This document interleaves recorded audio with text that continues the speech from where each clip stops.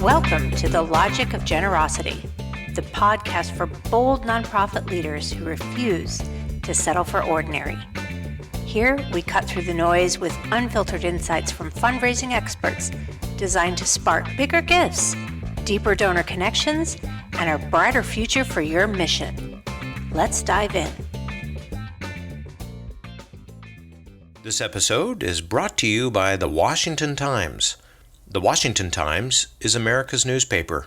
We are Main Street media, not mainstream. When you read the Washington Times, you receive fresh, reliable coverage of events shaping your world today and tomorrow. Each day, you will receive unbiased and fair coverage of both sides of important issues, written and delivered to you by some of the most award-winning, trusted journalists in the country. You can subscribe to the Times' daily emails, such as Threat Status, which delivers breaking news on matters of national security, intelligence, and the military that affect the future of our nation. The Times' Higher Ground newsletter examines matters of faith, ethics, and morality, and gives readers multiple sides to the important issues of the day. Join the many educated readers who know the value of a Washington Times subscription. The Washington Times is a leading advocate for freedom of speech and an open discussion of all issues, which is why it is proud to sponsor this podcast. For more information about the Washington Times, please see their website on the show notes. This episode is brought to you by Stillwater Capital Management. Stillwater Capital Management is a full-service wealth management firm that takes pride in its goal-based financial planning, extensive market expertise, and exceptional customer service. They are dedicated to helping individuals, families, and for-profit and nonprofit businesses achieve their unique financial goals. Each of their clients receives a personalized financial plan tailored to suit their individual needs. As a registered investment advisory company, Stillwater Capital Management holds a fiduciary responsibility to its clients, which means they provide investment advice that always keeps the client's best interest at heart. This episode is brought to you by Pleiades Nonprofit Advisors. Are you leaving generosity on the table? At Pleiades Nonprofit Advisors, we don't just build gift planning programs. We create opportunities for your donors to do something remarkable. Whether you're a small nonprofit or a major player, we specialize in helping you unlock the full potential of planned giving. From crafting visionary strategies for deferred estate gifts to sparking immediate impact with gifts of appreciated assets, we bring expert, award-winning talent to the table. Need more than marketing? We go deeper. We'll connect with your donors directly, fostering meaningful conversations that lead to transformational gifts. Imagine this, a program that not only grows your mission, but empowers your donors to give in the ways that they never thought possible. That's what we do. Don't let your nonprofit miss out on tax-savvy giving strategies that inspire your supporters and sustain your mission. Let's build something extraordinary together. Visit us today, because the future of your nonprofit is too important to wait. Links are in the show notes. Wayne, I want people to not only understand you as an extraordinary fundraiser, which you are, and you've got a lot of things that you can share today, but also for them to just kind of recognize you as an extraordinary human, because that's the way I see you. Uh, now, I guess the first question that I have is, Mark and Nathan, what are they up to these days? They are up to full employment, which is very happy for my wife and me. I would imagine. Now, Mark is on the other side of the state, right? Yeah, he works for a hospice, Treasure Coast Hospice, and he's a fundraiser like me. Okay. And my oldest son, Nathan, he is in the defense industry, working for a defense contractor. And that's Did he do engineering? no, no, No. no. He's a mathematician, business guy. Oh, okay. Okay, good for him. Yeah, Yeah. mathematicians, they're a special breed, man. Yeah. Michael, yeah, he's definitely one of those breeds as well, and Mhm. crazy to just watch him do what he's doing. And you've got very talented children. Yeah, when your kids are much smarter than you, that's perhaps a good place to be, but maybe in the end it doesn't work out the way you That's want a it high hurdle for me. It's a very low to. hurdle for my You, children. Smart. Heather, what's she up to? She working in the title industry, the real estate industry, and very happy, and everything's good. Okay. Okay. Mhm. Well, I want to just kind of get right into some of our just conversations. You and I have had so many conversations over the years, and I have so deeply appreciated our friendship. But I know that you have seen the industry not only in all philanthropy, but you've also seen so many aspects of that industry throughout philanthropy, not only in the gift planning space, but major giving, but also Sure. just overall in a broader, more general sense of philanthropy. And I don't know if you've seen this or what you would describe what's happening right now, but have you seen some changes? Do you feel like some major changes are taking place? And would you be able to kind of articulate what those changes are? Oh boy, Andy, do you have a few days? Well, got a while.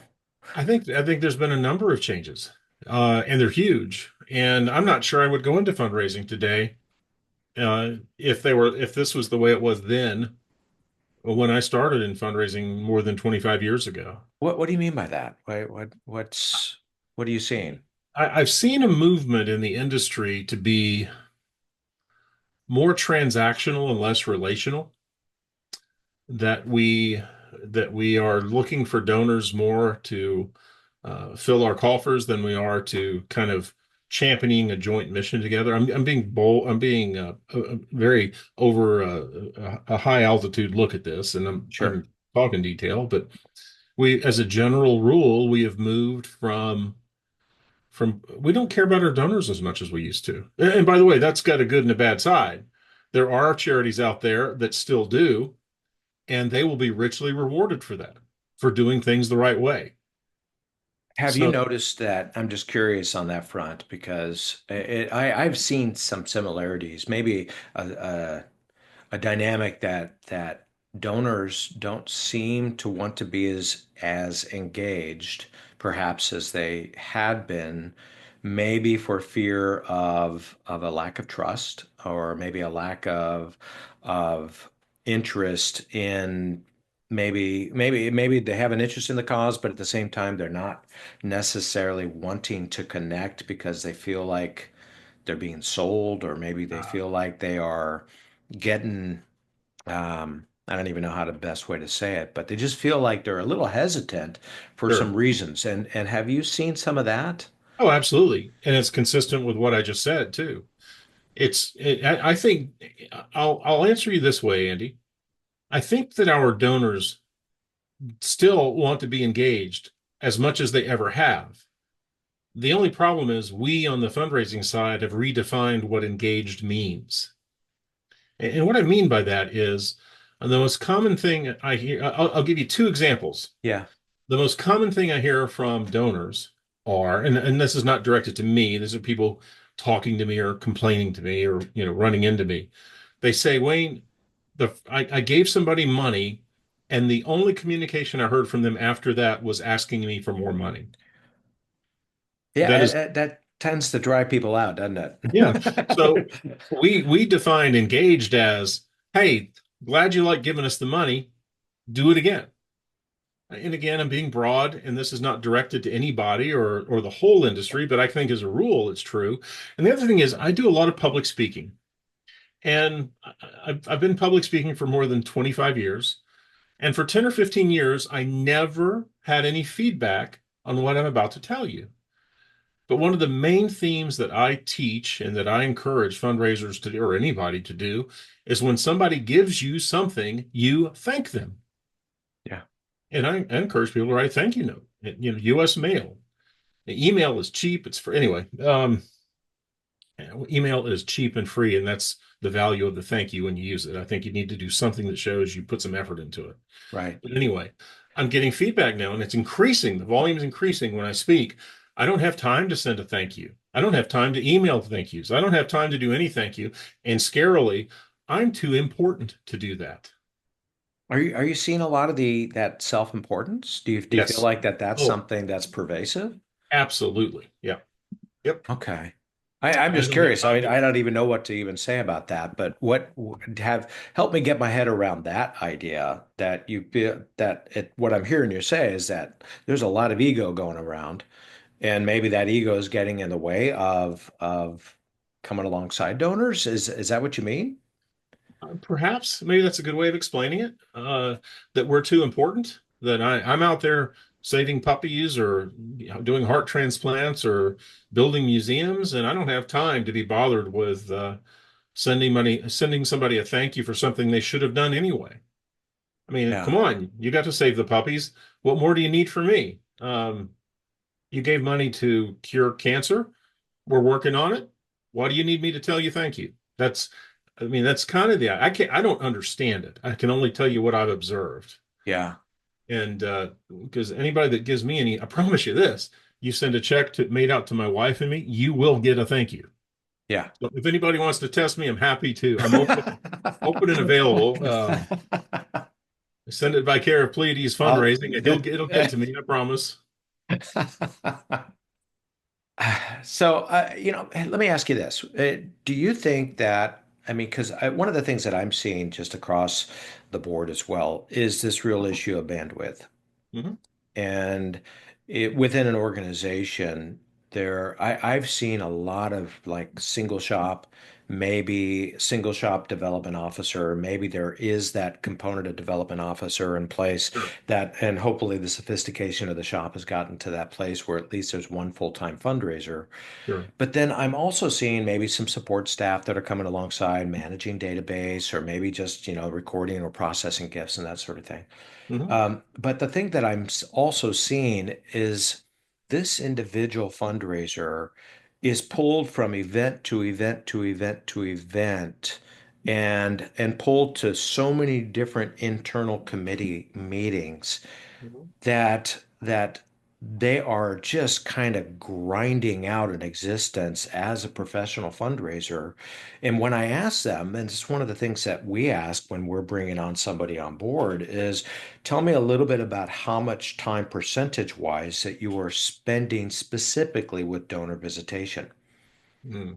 And do you want to hear what some of the feedback I'm getting? Oh, it's 10%. Yeah, it's about that.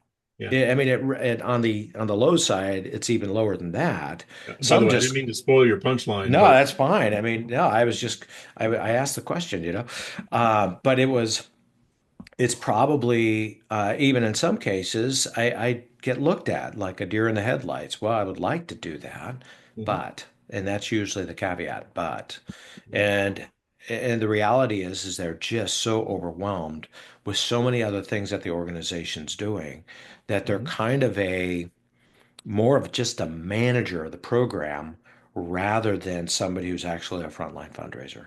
That's it. And Andy, I think the key is in the question you asked me.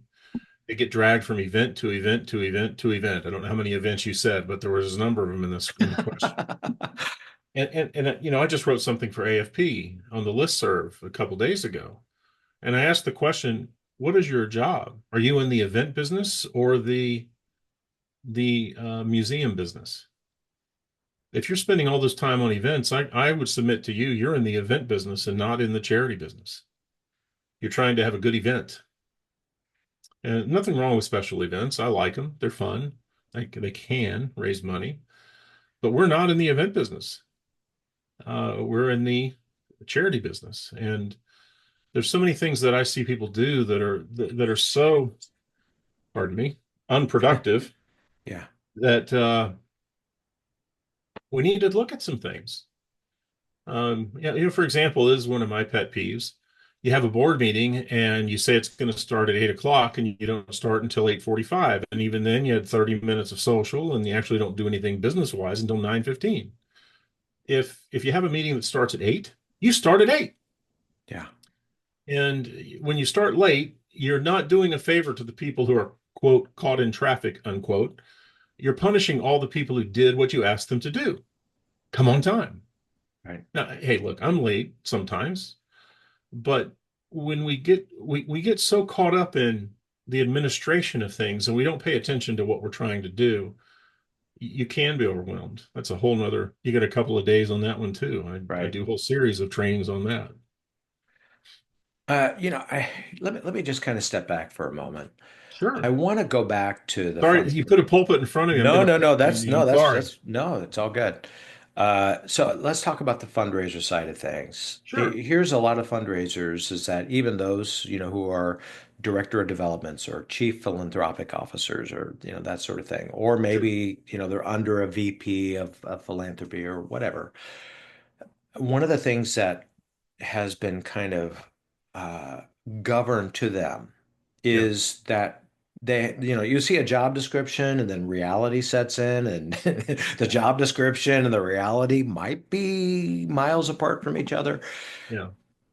With these particular officers, one of the biggest challenges that I'm seeing is there is a hesitation to lead up.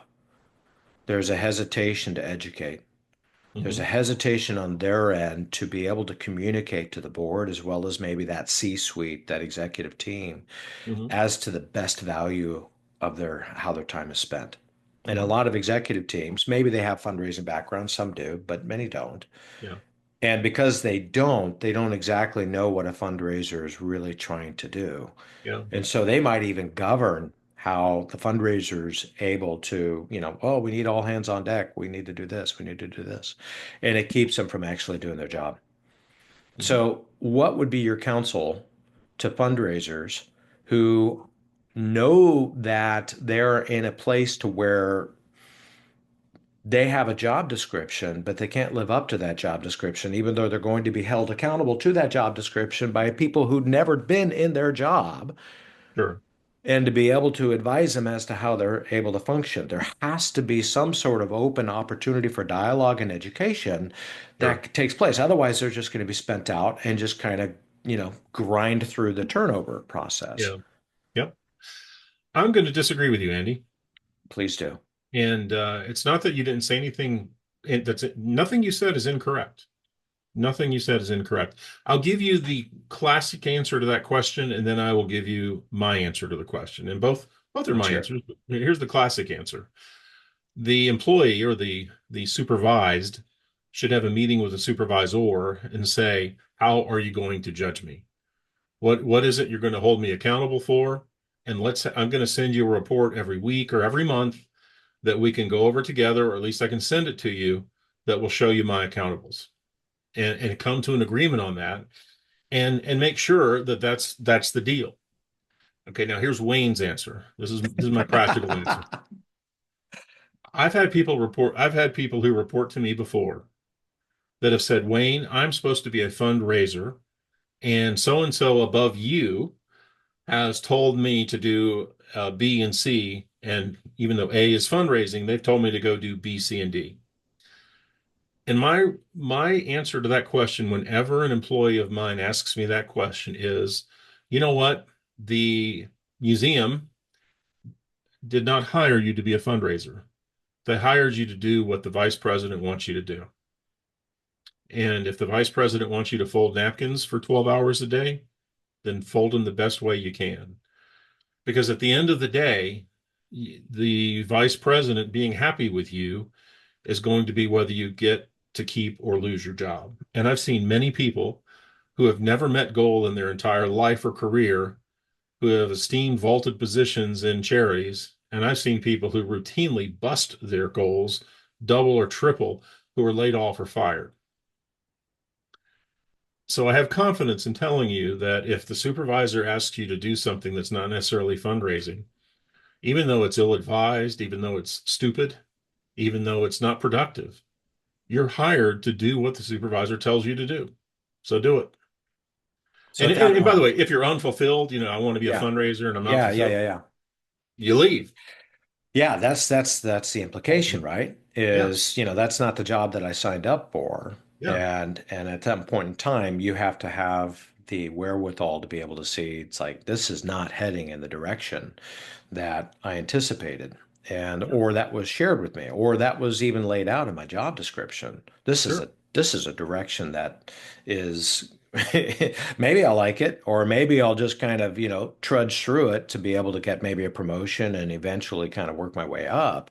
Yeah, But for most, especially if they've got any sort of seasoned, background in fundraising, that for them, I would imagine it would just drive them absolutely nuts to be the ones who are folding napkins sure. for the remainder of their lives.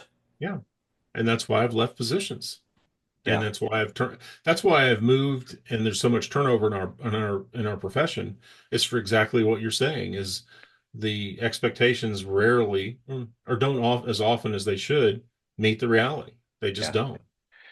And you'd say that you've experienced some of that personally. Yeah. And I just think if you're willing to share, and I don't know if you're able to share because I want to be cautious with that, but can you share a little bit about, if you're up to it, Mhm. a little bit about your personal experience when that has happened and what it is that you're sharing with me and where you were pretty much told to fold napkins and actually not do the work that you're designed to do?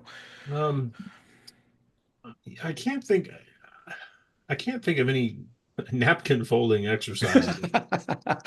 But I will tell you this, I Yeah. love my job. I love my supervisors at a particular place. And I'm going to change the facts around, okay? Hmm. Let's say it's a Methodist hospital.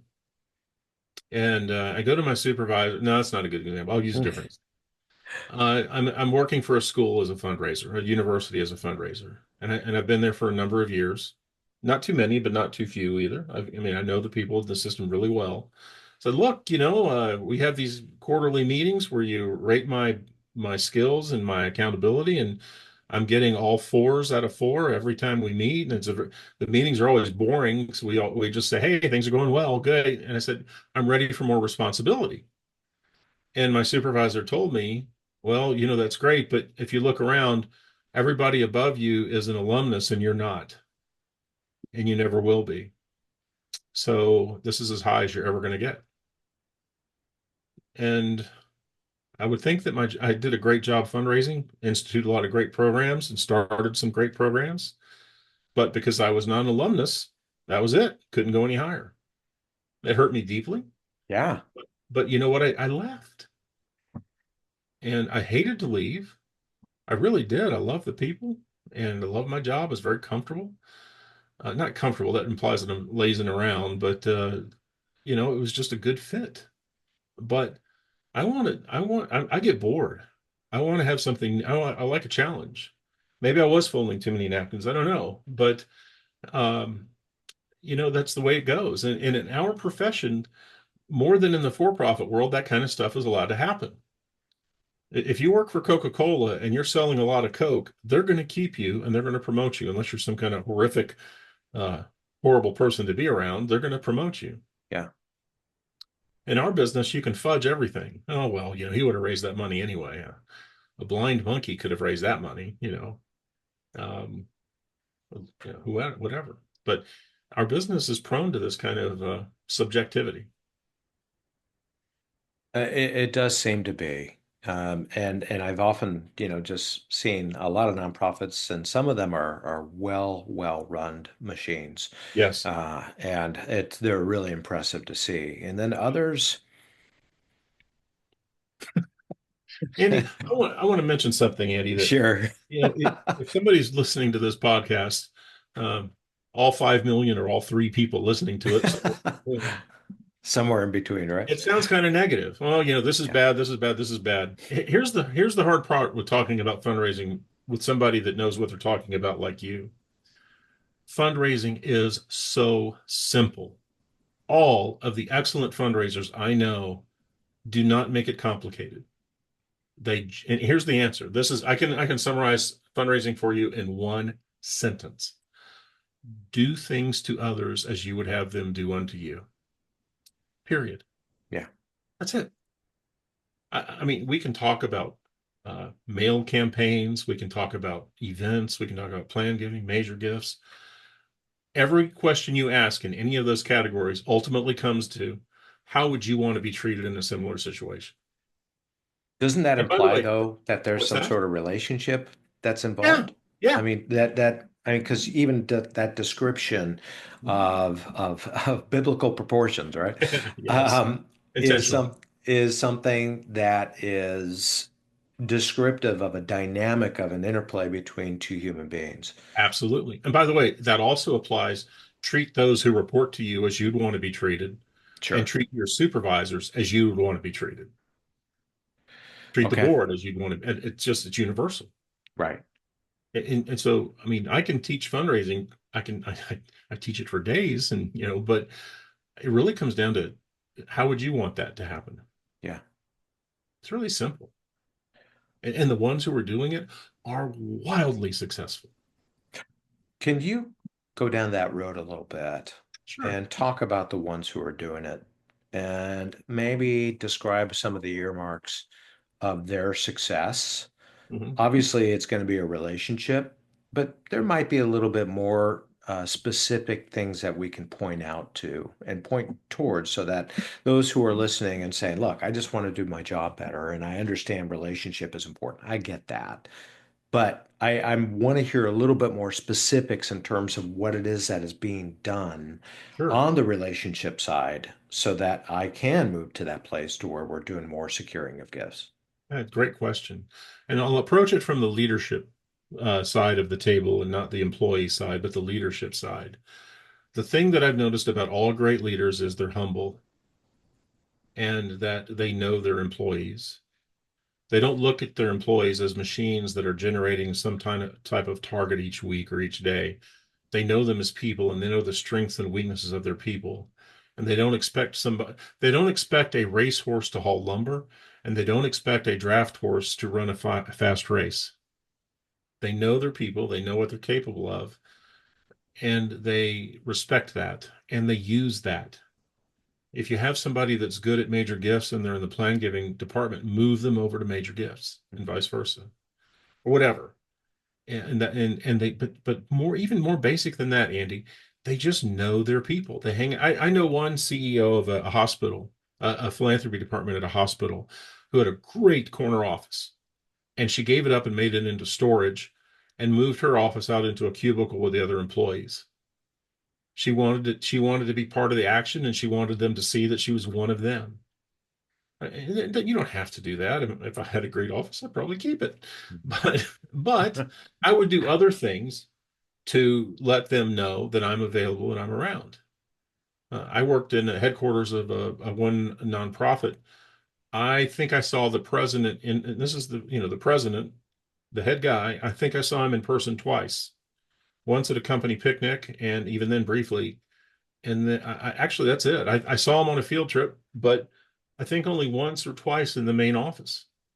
The entire tenure, I was only there for a year and a half, but I never saw him. I can't tell you anything about him. Yeah. When I did interact with him, he's a nice guy.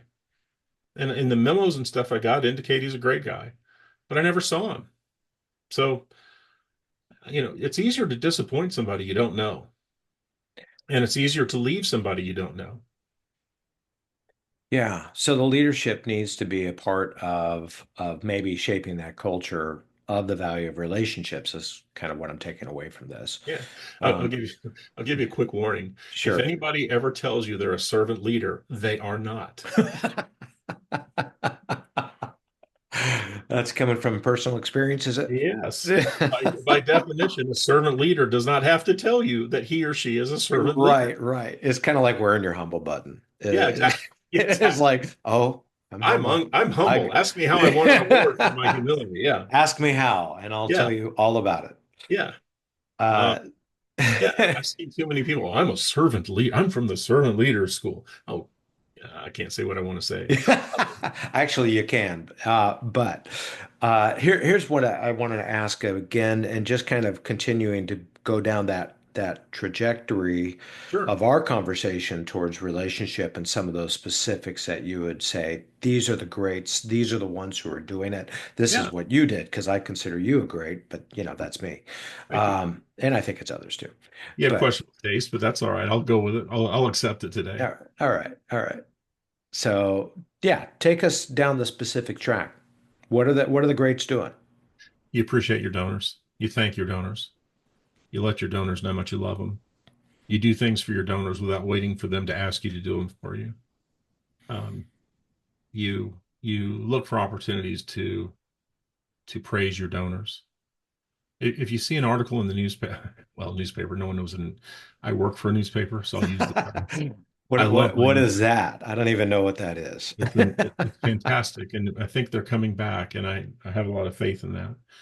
You see an article about a donor in the newspaper, you clip it out and you send a note to the donor saying, "Hey, Andy, I saw this article about you in uh, the nonprofit quarterly today. Great job. I thought you'd want an extra copy for your scrapbook. Keep up the great work." So Things like that. proactive reaching out, Yeah. saying you are on my mind, Yep. and maybe something. And Wayne, I got to just say this for everybody who's going to be listening to this. um, is I've seen you do this, Hmm. and I've seen Kimberly do this too, Hmm. where she is at a shop, or she is at a restaurant, or she is at a, in some part of Orange County or LA, where it's like, this is something I want to be able to buy a bunch of Hmm. because I just know this is going to be something unique that my donors that I'm thinking of in my head are going to really like. Absolutely. And I Yep. saw you do that, just so you know. I don't know if you remember, but we went to, I think it was called like the Ford restaurant. Does that sound right? Could be. It was a restaurant, and I don't even remember the city. It might have been Chicago. um, San Diego, maybe. No, I don't even remember. Maybe, What but did I do? basic. Okay, okay. Here's what you did. I feel like I need to remember the restaurant too. So this is so important to me, right? It was I like think this I know. Ford restaurant that was based on the Ford automobile. All right. Ford's Garage is the name of the chain you're thinking of. Okay, okay. I don't even remember which city it was in, to be Yeah. honest. But we went. Heather and Mark and Nathan, I believe, were Yeah. all St. part of the Petersburg. thing. We were there for Planet Philanthropy. That was it. Okay, Yep. thank you for remembering. 2018, 1922. Yeah, right. Um, and so, anyways, what you did is you looked around their little gift shop that was in the front lobby, and they had some merch, that they're pushing out there, and you got a couple of items. Hmm. And I just thought, okay, what are you doing? And you just had mentioned just on the side, it's like, yeah, this is for a couple of donors I'm thinking of. Yeah. And it was something that's a part of just your routine, or at least I suspect that's part of your routine. I haven't followed you everywhere to every store you've gone to, but Sure. I figured that is a part of your routine, and it is something that you normally do. Hmm. And I just think of the thoughtfulness that generates is really critical. Yeah. And I got to share this story because it was probably the most meaningful thing that anybody has ever really done for me. That might be an exaggeration, but it's up there. So I'm on a Zoom call, much like this, with Denise Bardot. She was with St. Mary's High School, which is an all-girls school in Inglewood, and she was looking to come on to Crescendo at the time, and so we're just kind of doing some back and forth, and I would have these meetings that would last an hour, hour and a half, or something like that, Hmm. routinely with all of my clients. So a thought jogs into my mind because there's Denise, who's new there, and then there's two other individuals who were there. I think like the VP of philanthropy, and I think the executive director was there. And something jogs my mind that my mom, she grew up in Inglewood, California. Hmm. And I thought, I'm pretty sure she went to an all-girls Catholic school. In fact, Hmm. I'm fairly sure, as Yeah. did my aunt. So Hmm. I just asked her, I go, so you don't by any chance have like yearbooks there? And they Hmm. go, yeah, we have plenty of yearbooks. And I go, I am curious, is there a Judith Diane Warswick that went to your school? And so they start going to the yearbooks and they come back from the yearbooks and they start kind of going through it. And they said, what was your year? And I said, I think about 1960 or 1959 or something like that. So we end up finding the gal was really cute. She goes, there's a Judith Diane Warwick, but not what you're describing. And I thought, no, I think that's the one. And so she then turns the picture around to me, and there's my mom. My mom had passed away in 2019. This is like 2020. So it's like, right at the time when, maybe we're not even a year into her passing. Hmm. And so I see my mom just as radiant as the day is long. Yeah. And this is the kicker. So I'm just gushing and just having a moment because, just not only the grief that was kind of immediate, but also the fact that, here's my mom at the very highlight of her days. And and then they pulled up my aunt who was a year behind my mom. And so I'm seeing these and I'm going, this is amazing. I got to tell you, I can't tell you how special this has been. So Denise actually does one up on that. And I still remind her to this day. She sends me the two yearbooks, one of my Oh, aunt, one of my mom, mails wow. them to me, and now I have them in my possession, and I periodically will go back to that. And Nice. she's and with just a brief note, I know that this means a lot to you, but I just want to let you know how important you are. That's what you beautiful. And I was just blown away about the effort that she had to put in order to make that happen, which is huge. And I think maybe this is maybe to your point of putting that extra mile effort into the process of your donor relationships. Oh, yeah. And the neat thing about your story, Andy, is only she could do that. Mhm. There's what, 200,000 high schools in this country? There's only Yeah, one high school that could possibly have, only one person at one high school that could possibly have done that for you. yeah. And That she makes it, saw it and she saw the opportunity. yeah, So, anyways, super special. that is And special. so I think that those sorts of things, and even as I just think about different people who are going through, some health issues, or maybe they've got some sort of recovery that's going on personally, or thinking about just things that they're hitting milestones or whatever. Hmm. I will tell you that maybe I'm kind of convicted for the fact that I don't do this very well, but I'll reach out to them and, just saying, hey, I'm thinking about you and that sort of thing. But that's, something no more than just a simple chat on my iPhone. But what you're describing is a little bit above and beyond that. And Yeah. maybe that's a good place to start. Yeah. And maybe that, that's better than not doing anything. Oh, yeah.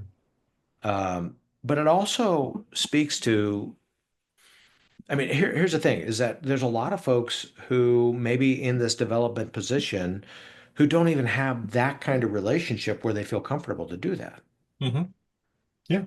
And they got to start somewhere. How do they even get on the radar within the relationship? Because some of them may not necessarily be all that good at relationships or have the avenue in order to even make that connection. Well, if you're not good at relationships, this is not the business for you. Okay. Uh, I'll turn that into a positive for you. Sure, sure. And then I'll answer your question. I'll hire somebody. Southwest Airlines says, hire the smile, train the skill. Yeah, That's one of their mottos.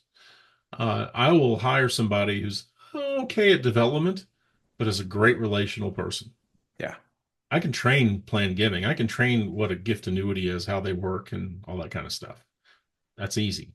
yeah, I can't train somebody to be likable. I can't train somebody to look out for others. Either you have it or you don't. Whether it's yeah, nurture or nature, I don't know. But at the point you string me, it's already happened. And so if you're not a people person, you don't belong in this business. If you don't care about people, you do not belong in this business, no matter what your charity is. Um, so your question was, how do you find those relationships when you don't have them? Uh, One maxim I found is that it's very difficult. You leave, somebody leaves a position, you're the new hire, and they give you a list of all the relationships the other person had. I've never, I'd say about 1 to 3 or 5% of those stick with me. Most of those, even with my best effort, just dissolve away because they were relationships with that person, not me. So here's what I do when I start a job at whatever level I'm at, including my current, if I were to start a new job today, uh, which I hope I don't have to because I love my current job, is I go through the database, and not necessarily people who've been assigned to me, but I've not seen a chair, and this includes my consulting, which multiplies the numbers significantly. I've There's always ample people in the database who have never been thanked for a gift. And I'll call and say, hey, Andy, my name's Wayne. I'm new at ABC Charity, and I noticed that you've been giving $5 a month for the last 4 years, and you've never received a phone call thanking you for that gift, those gifts. I'm just calling to say thank you. And do me a favor, I'm new here. I'm trying to learn why people support us. Why did you make those gifts? Why are you such a loyal donor? Well, I think you should be, but I'm curious why you think it's important to you. That's how you start those relationships. I love that. I love that. And And the only exception, of course, there's some charities that are new that don't have a database at all. Kind of hard since there's no one to call. But even then, like where I'm working, we're starting a foundation. We have zero. There's no one in the database, zero. So what I'm doing is talking to people who I think should be in the database and saying, "Hey, we're starting this foundation. What do you want it to do? What do you want it to be? If you were part of it, what would interest you?" So it's kind of predictive modeling where I go and find the people that I want in the database and ask them, what can I do to make it good for you? yeah, and you're And getting the buy-in yeah, to be able to potentially, connect and make future exactly. relationship happen. Yeah. I think that you brought up something that is, I just think, good for folks to see, especially from the board of directors position, because I've seen a lot of, or the executive team, that the issue of turnover is a killer for a lot of gift planning programs. And many of that is just because of your turnover time. And I know that like in development, it's about 18 months or so, but, I don't know if gift planning has any greater sense of longevity than maybe more of a generalist fundraiser. But I do know that if I see a routine amount of turnover as a loyal donor, then that concern now to me is like anybody who's trying to relate with me. I kind of feel like, well, this Yeah. is the newest version and you're going to Yeah. last only a year anyway, so why should I care? Yeah. I've seen that in church world. Sure. You're the, your brand X pastor coming Mhm. in, and why should I, care about you when I'm going to outlast you just like I have the other six other pastors? That's right. Yeah. um, and so I like your point of view as it relates to maybe those aren't going to be your key people because they're a bit jaded to the fact that there has been so much turnover. And it's not to say you don't try, but it's just more of a, okay, you've got to start somewhere relationally, and maybe you would just start in a way that you're connecting with donors who have been some sort of level of faithfulness that they've been giving, regardless to the amount. And I That's think right. that's another major faux pas that a lot of donors or that a lot of fundraisers make, that look, you know what, my tier starts here. It's kind of like Yeah. a wealth advisor that says, I'm not going to deal with anything less than 5 million and I'm going to have no part of you. Well, okay, you Mhm. can't help our people then. Yeah. And so what happens is getting your foot in the door relationally with somebody who has been loyal at this particular place, especially in gift planning. And when Mhm. we're talking about the prospect of maybe making an estate gift of some sort, which could be huge simply because they may not necessarily be giving out, outright gifts just because they're still using it and Yes. they still have need for it. And they're really, really concerned about, necessarily spending any more than they can, but Yeah. they can leave, a very sizable estate gift. So I like the way that you're approaching that with connecting with those individuals who may not necessarily have been on the radar. Yeah. Oh, absolutely. It's simple math too, and I've actually seen supervisors who don't get this. And I'm going to say this kind of sarcastically. as if I'm the employee. Well, it's better for me to call zero people that are in my level that you're supposed to have me assigned to. It's better for me to call zero of them because I just can't find any than call 10 people at the level below me. Yeah, interesting math. Yeah. Oh, I haven't been able, I'm still looking for somebody that's capable of a $5 million gift. And when I do, I'm going to call them. But until then, I'm feverishly looking for that person to call. Yeah. Meanwhile, there's 100 people that are just below that level that have never been touched. And also, meanwhile, there's another charity or 50 other charities that are looking for this big whale of a Yeah, giver and are far better resourced than you to actually to be able to acquire it. that's right. And so now you're in competition with a much smaller group of individuals, and it's at the expense of these group of people who are fairly faithful and loyal. That's right. And that Yep. happens quite a bit too. You're overlooking the faithful for the promised great whale. That's right. Yeah, for sure. Yep. Let me just kind of take a little bit of a new path here with All our right. remaining time.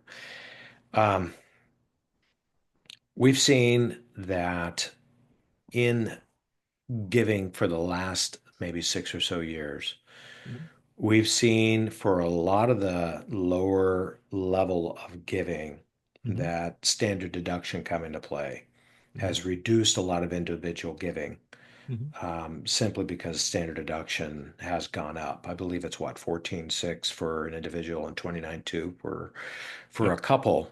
A And high hurdle. so my understanding is a large number, I mean, upwards into the 7 digits have not given Mm-hmm. and over the last several years. And so that ends up putting charities in kind of a place to where they've had to pivot by doing different things in order to raise the money that they were used to having come in. And so my question is, as gift planning has kind of become a hot ticket, one of the biggest challenges that I've seen in gift planning is there's a hurdle to overcome to be able to actually start seeing the ROI, maybe not on QCD gifts or donor advised fund gifts Sure. or gifts of appreciated stock, which are current gifts, but more specifically in the deferred gifts. So what I've seen is a lot of programs, they start, they stop, they start, they stop, they start, they stop, partly because maybe the development officer isn't in that capacity to secure gifts, partly is um, because the organization gets a little bit short-sighted and they need money in the door and they just feel like, why are we investing so much time in something that we can't see Mm-hmm. materialize anytime soon? Right. And so my question for you is, how do you be able to, how are you able to convince your board and your executive team of the virtue of gift planning when the deck is kind of stacked against deferred giving by nature? Mm. You're not going to like my answer. Okay, let's hear it. You can't. You can't, Andy. You just can't. Either they get it or they don't. Even when the glory days for plan giving is when a $10 million gift comes in that no one's expecting. Somebody dies and has named you in their plan that was never a donor, that is just completely out of the blue. And there's some kind of a mental block in every case I've ever seen where they don't connect that with a will or a trust. It's just, oh, this donor loved us and look what she did. Or I've seen it in less complimentary terms. Look at this chump, how much she left us. Or, old widow Smith, Oh. you know, uh, and I've seen that with a great deal of disrespect to the donor. And I've seen meetings. How are we going to carve up this turkey? And they never make the connection that that's a planned gift. I wish it were true or not true, but they just don't make the connection. And that's because they never did. Either they do or they don't. And if you just have to have a board that believes in plan giving, Andy, and you need to recruit plan giving board members. You need to have a CEO that believes in plan giving and a chief development officer that believes in plan giving, or you're never going to be successful. I explain it like this, and maybe it's an oversimplification, but maybe not. You have a board of a church. A church is the best example I can use, and you know that the roof of the church is going to um, need repairs in 4 years. It's going to cost $40,000 in 4 years or $20,000 today. You can put aside 20,000 a day and you're covered on the roof. Or you can build a new playground for $20,000. Most boards are going to choose to build the playground every time because you can have a ribbon cutting. You can you can have a nice shiny playground. You can see the kids on it. You can take pictures on it. No one's going to applaud a new roof. The roof has got to be there anyway. It's boring. It's flat, and it's just not sexy. And you got to have people that are in it for the mission, and they know that roof's going to need to be repaired, and it's a prudent thing to pay for it now than pay for it later and sacrifice the glory that would come for the board to cut the ribbon on the playground. It's a tough call. I have at church where I'm going. They built there's a creek that separates our church from the road, and they built a bridge that is sinking. It can no longer be used, and it's going to cost $3 million to replace the bridge. And it's got to come up with the cash. It's not in the budget. Our budget is zero. Every dollar we get, we spend. Yeah. And there's not $3 million in the budget. And you've got to get people who, I mean, we have a bridge. It's there, which now it was reduced to 1 lane. The new one's almost done. But well, we've got a bridge visually and empirically. There's a bridge. I'm not going to pay for a new bridge because there's one sitting there. Well, that one's going to kill people who would keep using it, but it is still there. And it's just a hard thing for people to overcome. It's just people want to give to the bright, shiny thing. Yeah. And not the practical, maybe. And I have a saying about playing. Excuse me, I'm going to close my door for a second. Yeah, Okay. yeah. Yeah, you're fine.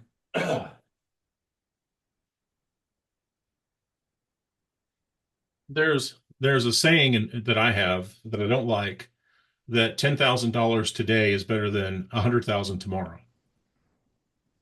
And it's true in planned giving. The board would rather have cash today than a big gift tomorrow. You've got to have some people that really believe in your mission to overcome that. And it's usually when they've invested or they see this larger estate gift that comes in and materializes, and they go, "Oh, we should have more of those." Yeah, if they get it, Yeah, Andy, and many don't. yeah. Or they get it to it for, a short time. Yeah. And let's be fair to a lot of the organizations that we've worked with, Hmm. is many of them have tapped their development officer on the shoulder Yeah. to say, no, we know that we need to get into gift planning. And so we're not too familiar with it. We don't even know the industry. We don't know how acquiring a gift really works. We don't understand what has to be orchestrated in order to put a gift planning program together. And Sure. so they're just kind of uncertain about that. And they'll bring us Hmm. in and we'll kind of walk them through the steps that we take and Hmm. what works and what doesn't work. But I know that there are a number of organizations that have said, no, we do need to get into it. We do need to be doing plan giving, Hmm. and we see the value of what it's going to do. And we help them hopefully temper expectations because they want Yeah. to know ROI out the door. And it's like, guys, it doesn't work that way. Metrics for plan giving are about progress and momentum. It's Hmm. far more about that than it is for money in the door right away. And it's like, well, how much money are we going to get in the first year? Probably none. Yeah. And so, Yeah. because in a way, and I don't mean to be crude about this, but you know what? You kind of have to wait for people to die to get a deferred gift. That's how that works. And Yes. it's like, are you just planning on sending Guido or whatever out there in order to make something happen? Don't do that. I don't recommend it. Anyways, joking aside, I think what happens is a lot of gift officers who have been tasked and they're already overwhelmed, much like we have described throughout this entire session. Sure. And then they're tasked with the reality of doing gift planning and they're in over their heads. So my question to you is how or what would you say is going to be, maybe if you were to just say, you know what, do these three things. These are the things that you need to do right at the door. And here they are. Ladies and gentlemen, hear it from Wayne Olson. All right. By the way, I'm going to give you a different perspective on what you just said that's going to be good news for your people. And that is, yes, it's true that in most cases, for a planned gift to mature, somebody has to die. But here's the headline, then they'll give you three things you asked for. They're Sure. all going to be under this. If you spread the word, you have a broader base. And with a broader base, things happen more quickly. And it's not necessarily people dying. It's somebody doing a gift annuity or a QCD, or they learn the value of donating stock instead of cash, all those kind of things that fall under the plan giving umbrella. Yeah. But so the number one thing is every time you get the word out, you're doing a good thing. So the more you can get the plan giving message out, the greater the likelihood that it's going to reach more people that are able to do something or some type of plan giving. So get the word out. So you're talking about like marketing in terms of messaging, in Absolutely. terms of conversations, Yep. and those things are going to be, I mean, here's the thing about plan giving marketing. If you don't know what your option is as a donor, then Mhm. you're never going to take that option. Yeah, I think you have some experience in marketing playing gifts I too, might, Andy. Just I might have a that. few Yeah. day, a few hours worth of experience. I know. How many days do we have here? How many years? But here's the thing. And this is a truism. Plan giving equals marketing. Marketing equals plan giving. Plan giving is a marketing endeavor, plain and simple, period. Here's Yeah. number two. Uh, Going back to what we talked about earlier, be nice to your donors. Treat them the way you want to be treated. And the last thing is when you have somebody that makes a planned gift, ask them, hey, Mrs. Smith, why did you put us in your will? Learn from her so that you can do a better job at one and two. Yeah. Well, I saw this newsletter that mentioned this and I thought it was great. Oh, okay. So that newsletter worked for you. Or my friend Sally told me about this when she read something.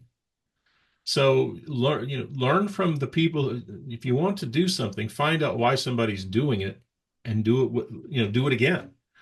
So it's a lot like this, Andy. I lost a lot of weight recently. I gained some of it back and I'm trying to lose it again. It's exercise is fine and it's good, but the real secret to losing weight is to consume less calories, consume fewer calories. You know, not eating that ice cream, I can't tell you what it's going to do for me. I can only tell you that's 300 calories I didn't add to uh, my list today. But I know it'll have a good effect.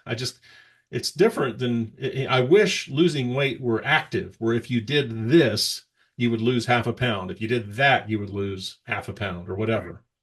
But it's a constant. You can you can choose not to eat the ice cream.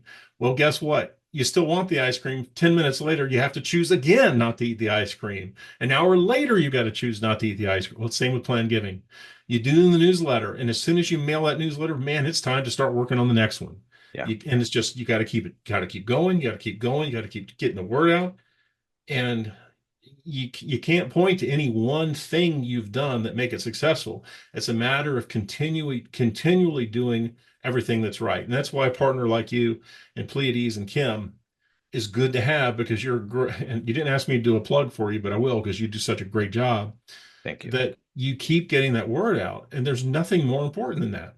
It's that combined with attitude at the shop, getting that word out it's crucial. We are in the marketing business. Yeah. If you look behind me, this bookcase, almost all of those books are on marketing or plan giving or Yeah. both. Um, this bookcase is all full of marketing. That's all it is. It's It's very mainly much a Disney marketing, but it's marketing. it's very much a drip by drip by drip by drip by drip. And that drip has to be consistent. And Yeah, yeah, for sure. yeah. Uh, And every drip's rewarded too. yeah, it is. It may not visibly or maybe not directly, but it will be rewarded. I've discovered that in terms of getting not only the marketing messaging out, but really in terms of getting donor momentum in Mhm. play. There's a number of combination things that happen, or at least what we're seeing is the marketing oftentimes will be unheeded until after you've had a conversation or you've had a presentation in a group setting. And when the Yes. group setting uh, presentations happen, then they're going to be looking at the marketing from kind of a different perspective. Why? Because maybe they've heard a little bit about it from you in your Yep. presentation. And Yep. then they start looking at it with maybe a different lens. Yeah. And so it's going to be that combination. Yeah, the marketing has to warm up. However, it's in those group presentations environments that people say, oh, like for example, our estate planning seminars. That's a huge component of what it is that we do in order to create this long chain of donor momentum. It's a series of things and steps that we take in Yep. order to get people engaged. And then the marketing later on confirms everything that we have already shared. Yep. And I You see just that routinely. I can link everything to a movie. I'm gonna make a connection here that no one in Planet Gaming has ever made before. All right, here it is. And it's gonna affirm everything you just said, but in a very crude way. Do you remember the 1989 Tim Burton Batman movie with Michael Keaton? Of And course. the Joker came up with a way of killing people by making them smile. Hmm. And I remember Michael Keaton, Batman, Bruce Wayne was trying to figure out what was killing all these people. And he said, it's not just one product, it's a combination of two products. It's the hairspray and the makeup. The makeup won't kill you, and the hairspray won't do anything to you, but put them together and they'll kill you. Well, that's the same for us. Killing, probably not the best example, but but it's the newsletter and the phone call from Andy. Yeah, It's the friend that talked about this and the newsletter. yeah. It's the call from Andy and from the CEO. It's the event and the call from Andy. It's always a combination, or it's the spring newsletter and the fall newsletter Yeah. that did it. I had one donor that kept 7 years worth of newsletters. She had a catalog of all the newsletters I ever sent her. That's pretty cool. Yeah. Yep. Are you still writing? I am still writing. Yes. Do you have any books or projects that you're doing right now? Uh, I'm working on it. I'm trying to make. I had a book that I was working on. I got a third of the way through it, and I decided not to pursue it further. I might come back to it, but right now it's going to be one of two books. One is on the importance of listening, and it's not just fundraising; it's for anybody, but it's the importance of listening. Uh, all of our relationships are based upon our ability to listen or inability to listen, and I've done a lot of research on listening. And that's one thing that the younger generations don't seem to be particularly good at. Hmm. We all have a Facebook, Instagram, YouTube channel that we want people to watch, but we don't watch other people's, or at least we don't, we obviously we do watch other people's stuff, but we're all about watching other people, and we're all about people wanting to watch what we do. I've got some interesting statistics on how many selfies are taken every day, for example. And It, it's it's really interesting that you bring incredible. that up, just because I sense that if there's ever been a time where empathy has been at the very high point of being communicated as a value, and it's so important, and empathy, empathy, empathy. Mhm. But what it is that I'm hearing that you describe is that maybe that's being talked about, but in terms of being shown, it's a different thing. That's right. Yeah. Interesting. Yeah. Yeah. We just don't listen. We're terrible listeners. So, okay. One helpful thing would be what? Shut up. It's the Okay. chat. That's the title. If I write, I I've written an outline for the book. That's one of the titles. It's just shut up. just shut up. Yeah. Boy, I feel like I shouldn't talk No, please. That's the purpose of this. now. But how can we ever listen if we're talking? Yeah, that's good. I've never. I've learned some things by talking, mainly by seeing the reaction of people I'm talking with.